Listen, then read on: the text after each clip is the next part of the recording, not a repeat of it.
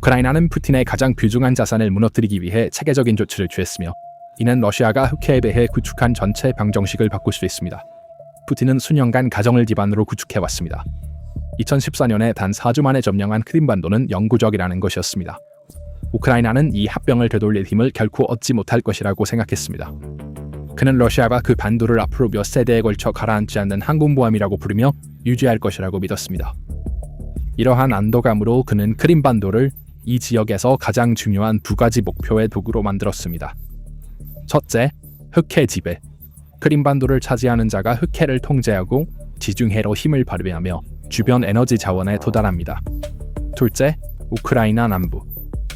푸틴은 병력, 탄약, 장비를 반도에 쌓아 올린 후 이를 사용해 우크라이나 남부 지역을 폭격했습니다. 크림반도는 발사대이자 케르치 다리를 통한 전략적 보급선으로 기능했습니다. 푸틴의 계산은 명확했습니다. 우크라이나가 약한 상태로 남아있는 한 크림반도는 영원히 러시아의 것이 될 것이었다. 우크라이나는 그 계산을 깨뜨렸다. 하지만 이는 하룻밤 사이에 이루어진 것이 아니었다. 수년에 걸친 정밀한 전략으로 이루어졌다. 2022년부터 세바스토폴에서 군함이 침몰하고 방공망이 파괴되었으며 다리는 3번 공격받았다. 2023년에 크랩트랩 작전은 흑해 함대 본부를 공격하여 30명 이상의 장교를 사망하게 했습니다. 파르티잔 그룹은 내부에서 정보를 전달했고 압박이 심해져 러시아는 세바스토폴에서 노보로시스크로 함대의 대부분을 이동시킬 수밖에 없었습니다.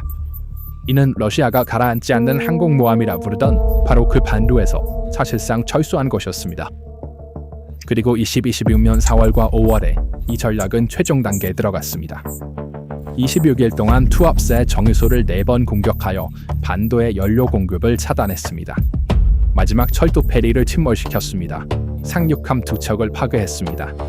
육로회랑의 탄약고를 파괴했고 그림자 함대의 유조선을 무력화했습니다. 이 미사일과 드론은 푸틴이 영원히 우리의 것이라고 부른 반도의 생명선 위로 직접 발사되었습니다. 6만 명의 러시아 군대가 연료 없이 남겨졌고 은퇴한 미국 중장 벤 호지스가 수년간 말해온 것이 현실이 될지도 모릅니다. 크림반도는 이 전쟁의 결정적인 지형입니다. 크림반도의 완전한 해방이 시작되었을지도 모르며 이 전략의 가장 중요한 움직임을 이해하기 위해 우리는 투합세에서 시작해야 합니다. 투합세. 이 로스네프트 소유의 정유소는 연간 약 1200만 톤의 원유 처리 능력을 가지고 있었습니다. 이곳에서는 나프타, 디젤, 중유, 유로5 연료를 생산하여 흑해를 통해 직접 탱커로 수출했습니다. 크림반도와 흑해 함대에 연료를 공급하는 주요 동맥이었으며 반도를 유지하겠다는 푸틴의 약속의 생명선이었습니다. 4월 16일, 20일, 28일, 그리고 마지막으로 5월 1일에 우크라이나는 같은 정유소를 4번 정밀하게 공격했습니다. 세 번째 공격은 푸틴의 비문 반응을 불러일으켰습니다. 그는 우크라이나의 드론 공격이 민간 인프라를 타격하고 있다고 말했다. 아이러니는 아무도 놓치지 않았다. 러시아는 이 전쟁 내내 우크라이나의 발전소, 열 공급시설, 민간 인프라를 끊임없이 폭격해왔다. 여기서 우크라이나는 러시아와 달랐습니다. 우크라이나는 민간 인프라를 공격하지 않았습니다. 러시아의 전쟁 자금을 조달하는 석유를 공격했습니다. 그 자금 조달의 기초에는 투합세가 있었고 키이우는 성공했습니다. 마지막 공격에서 이전에 손상된 펌프 스테이션이 완전히 불타 시설의 내부 전송 물류가 중단되었습니다. 위성 이미지는 4개의 주요 저장 탱크가 모두 파괴되었음을 확인했습니다. 푸틴은 상황을 자신의 유리한 쪽으로 돌리려고 했습니다. 크렘린은 공격이 세계적인 석유 부족을 더욱 악화시키고 있다고 발표했습니다. 물론 키이우는 호르무즈 위기를 심화시키거나 글로벌 시담을 격화시키고 싶지 않았습니다. 우크라이나의 목표는 분명했습니다. 러시아의 석유 수출 능력을 제한하고 전쟁 기계의 연료 공급원을 고갈시키는 것이었습니다. 그리고 크렘린은 이 목표를 자신의 말로 확인했습니다. 투합세는 이제 완전히 중단되었고 생산은 제로입니다. 그리고 가장 충격적인 사실은 이 모든 공격이 거의 방해 없이 이루어졌다는 것입니다. 러시아의 S-400 배터리, 판치르 S-1 시스템, 그리고 남부 해안선의 다층 방공망은 우크라이나 드론을 막을 수 없습니다. 투합세가 붕괴되었습니다. 방공망이 실패했습니다. 그리고 이 붕괴는 고립된 사건이 아니었습니다. 투합세가 중단되면서 크림반도가 직접적으로 연료 위기에 빠졌기 때문입니다. 투합세의 붕괴는 단순한 정유소 손실이 아니었습니다. 그것은 크림반도의 생명선을 끊는 것이었습니다. 이 반도는 자체 정유소가 없고 자체 생산도 없습니다. 250만 명이 넘는 인구의 연료 수요의 90% 이상이 케르치 해협을 통해 러시아 본토에서 공급되었습니다. 이 선적의 중심은 투합세와 노보로시스크 정유소였습니다. 가공된 연료는 탱커로 케르치, 퍼도시아, 세바스토폴로 운송되었습니다. 투합세는 이 체인의 가장 중요한 연결고리였는데 가장 가깝고 가장 빠른 경로를 제공하며 흑해 함대의 연료 수요의 상당 부분을 충족시켰기 때문입니다. 그 연결이 이제 끊어졌고 크림반도의 연료 위기는 새로운 것이 아니지만 이번에는 규모가 훨씬 더 클 수 있습니다. 투합세가 붕괴되기 전인 2025년 말과 2026년 3월에도 크림반도에서는 심각한 연료 부족이 발생했습니다. 심페로폴, 얄타, 알루슈타, 그리고 동부 지역에서는 많은 주유소에서 AR-95 휘발유와 디젤이 없었습니다. 표지판에는 경고가 없었고 9시까지도 없었으며 수준을 포기했습니다. 리빌의 보고에 따르면 암시장에서 휘발유가 트럭 뒤에서 엄청난 가격에 팔리고 있었습니다. 그리고 그 당시에는 투합세가 여전히 운영 중이었습니다. 지금 투합세는 오프라인 상태입니다. 퍼도시아 저장소가 공격을 받았고 탱커들은 운행 중지 상태입니다. 이러한 상황은 주요 동맥이 작동 중일 때도 발생했습니다. 그 동맥이 끊어지면 위기의 규모를 계산하는 것은 어렵지 않습니다. 하지만 진정한 재앙은 군사 측면에 있으며 그 규모는 엄청납니다. 약 6만 명 이상의 러시아 군대가 크림반도에 주둔하고 있습니다. 이 병력은 탱크, 장갑차, 포병 시스템, 헬리콥터로 인해 엄청난 연료 수요를 발생시킵니다. 그리고 이 병력이 필요로 하는 모든 연료, 디젤, 항공유, 마주트는 러시아 본토에서 옵니다. 우크라이나는 바로 이 동맥들을 목표로 삼았습니다. 퍼도시아 연료 저장소에 대한 공격은 특히 심각한 영향을 미쳤습니다. 이 저장소는 남부 전선의 부대에 연료를 공급하는 주요 라인 중 하나였습니다. 케르치 다리는 이전 공격에서 손상되어 중장비 군사 수송에 사용되지 않고 있습니다. 마지막 철도 페리도 무력화되었습니다. 러시아 파르티잔 운동 아테쉬의 4월 29일 성명에 따르면 우크라이나 남부의 러시아군은 연료 위기에 직면하고 있습니다. 한 러시아 군인이 상황을 명확히 요약했습니다. 장비가 멈춰 있습니다. 우리는 아무래도 가지 못하고 있습니다. 지휘관들은 엄격한 배급을 명령했습니다. 그들은 연료가 올 것이라고 말하지만 아무도 언제 올지 모릅니다. 물류 전문가들은 남부 전선의 차량 연료 용량이 20에서 30% 감소할 수 있다고 추정하며 이는 장갑차의 이동 범위가 줄어들고 방어 위치를 변경할 수 없으며 대피 작전이 느려진다는 것을 의미합니다. 흑해 함대도 영향을 받고 있습니다. 세바스토폴과 퍼도시아의 보급 인프라가 손상되었습니다. 5월 3일 젤렌스키 대통령은 상황을 한 단계 더 악화시켰습니다. 그는 노브로시스크 항구 입구에서 러시아의 그림자 석유 함대에 속한 두 유조선을 해군 드론으로 공격했습니다. 젤렌스키의 말에 따르면 우크라이나의 장거리 능력은 해상, 공중, 육상에서 계속해서 종합적으로 발전할 것입니다. 투합세 우크라인, 퍼도시아 저장소 타격, 두 대의 그림자 함대 유조선 서비스 중단, 마지막 케르치 페리 무력화. 노브로시스크도 안전하지 않습니다. 2026년 3월 우크라이나는 이 항구를 200대 이상의 드론으로 공격하여 길을 제거한 발렌틴 비쿠를 침몰시켰습니다. 크림반도로 이어지는 모든 동맥이 하나씩 끊기고 있습니다. 그러나 연료 공급선을 차단하는 것은 이 그림의 한 차원일 뿐이며 우크라이나는 동시에 체계적으로 크림반도로 향하는 모든 군사 보급로를 파괴하고 있습니다.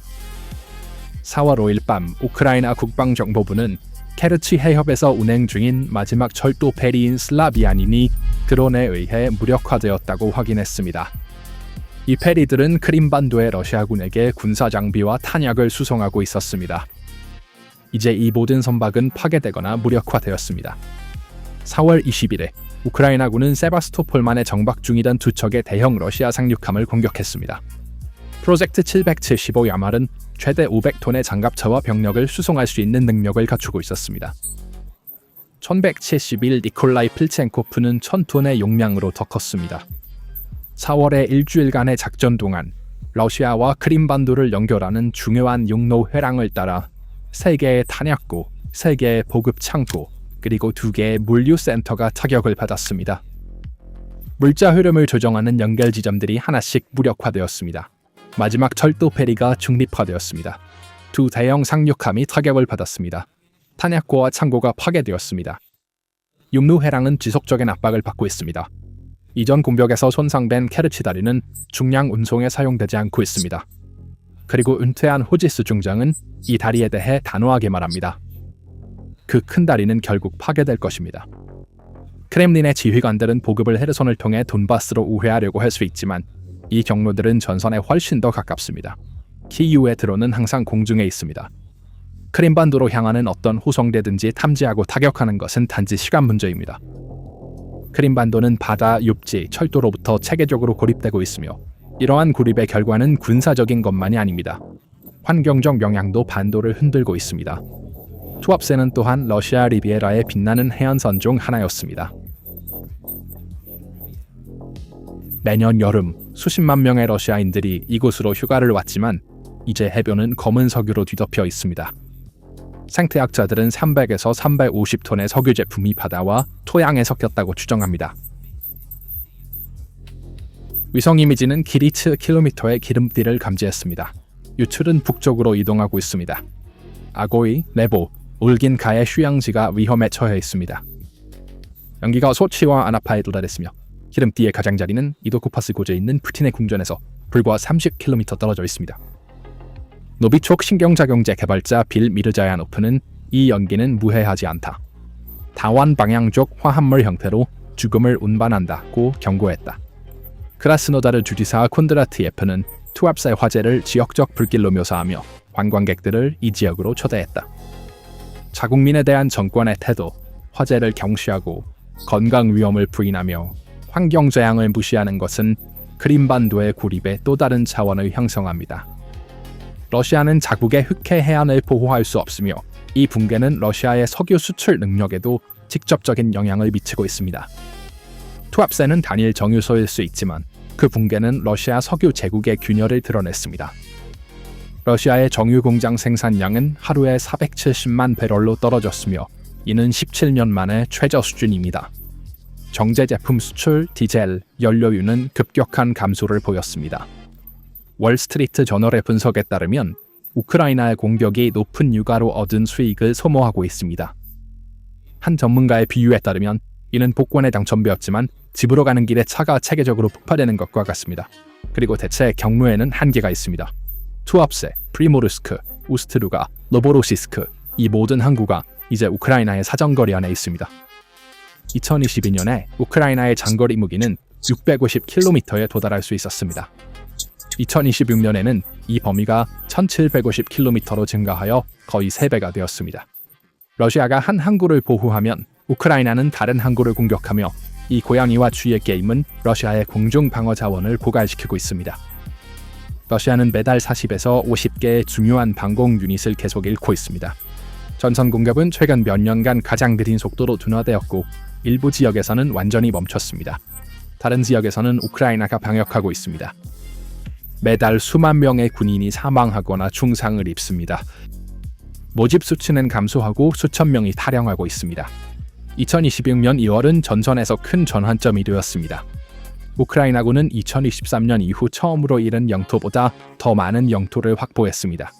그리고 오르반의 4월 12일 선거 패배로 푸틴은 나토와 유럽연합 내에서 유일한 동맹 중 하나를 잃었습니다. 우크라이나가 유럽연합으로부터 90억 유로의 신용을 받는데 마지막 장애물도 제거되었습니다. 한 가지 세부 사항은 크렘린의 상황이 얼마나 심각한지를 명확히 보여줍니다. 다가오는 5월 9일 승리의 날 퍼레이드에 탱크가 없습니다. 보통은 장갑차와 핵무기가 러시아 군사력의 가장 큰 상징 중 하나인 붉은 광장에서 전시됩니다. 올해 크렘린은 장갑차 행렬을 취소했습니다. 푸틴의 힘과 시의 날이 실제로는 가장 공개적인 약점 인정으로 바뀌었을지도 모릅니다. 중국, 이란, 그리고 북한은 흑해에서 러시아의 취약성을 보고 있습니다. 러시아가 자국의 석유 인프라를 보호하지 못하는 것은 이들 국가가 모스크바에 대한 지원의 수익성을 의심하게 만들고 있을지도 모릅니다. 중국은 에너지 구매를 통해 숨쉴 공간을 제공하고 있지만 불안정한 동맹국의 위험을 매일 조금씩 계산하고 있습니다. 러시아의 약점은 베이징을 동맹에서 지배적인 파트너로 만들고 있으며 모스크바도 이를 알고 있지만 더 이상 이를 막을 힘이 없을지도 모릅니다. 그리고 이 전체 그림, 투합세의 붕괴, 크림반도의 연료 위기, 공급 경로의 체계적인 파괴, 약화되는 방공, 정체된 전선, 심지어 전승절에 탱크를 전시할 수 없는 무능함은 하나의 결론을 가리킵니다. 푸틴은 2014년에 크림반도를 가라앉지 않는 항공모함이라고 묘사했습니다. 그 항공모함의 연료 라인은 끊겼고 보급로는 파괴되었으며 방어는 무너졌고 해안선은 검은 석유로 뒤덮였습니다. 호지스의 말에 따르면 크림반도는 전쟁의 결정적인 지형입니다. 호지스는 케르치 다리에 대해서도 분명히 말합니다. 그 큰 다리는 결국 파괴될 것입니다. 모든 조각이 제자리에 있는 것처럼 보입니다. 우크라이나는 외과적인 정밀함으로 크림반도를 단계적으로 고립시키고 있으며 크림반도의 완전한 해방이 시작되었을지도 모릅니다. 16일 동안 4번의 공격으로 투합사가 붕괴되었습니다. 퍼도시아 창고가 공격받았습니다. 마지막 철도 배리가 침몰했습니다. 상륙함 2척이 파괴되었습니다. 육로 회랑을 따라 있는 탄약고가 파괴되었습니다. 섀도우 함대 유조선이 무력화되었습니다. 6만 명의 러시아 군대가 연료 없이 남겨졌습니다. 케르치 다리의 날은 얼마 남지 않았습니다. 탱크조차 붉은 광장을 건널 수 없습니다. 그리고 젤렌스키의 말이 크렘린의 귀에 울리고 있습니다. 우크라이나의 장거리 능력은 해상, 공중, 그리고 지상에서 계속 발전할 것입니다. 푸틴은 2014년에 크림반도를 러시아의 일부로 확보했다고 생각했습니다. 이제 그는 얼마나 잘못되었는지를 배우고 있습니다. 크림반도가 돌아오고 있습니다. 이 주제에 대해 어떻게 생각하시나요? 댓글로 의견을 공유해주세요. PPR 글로벌의 분석을 계속 업데이트 받으려면 채널을 구독하고 알림을 켜는 것을 잊지 마세요. 저희를 선택해주셔서 감사합니다.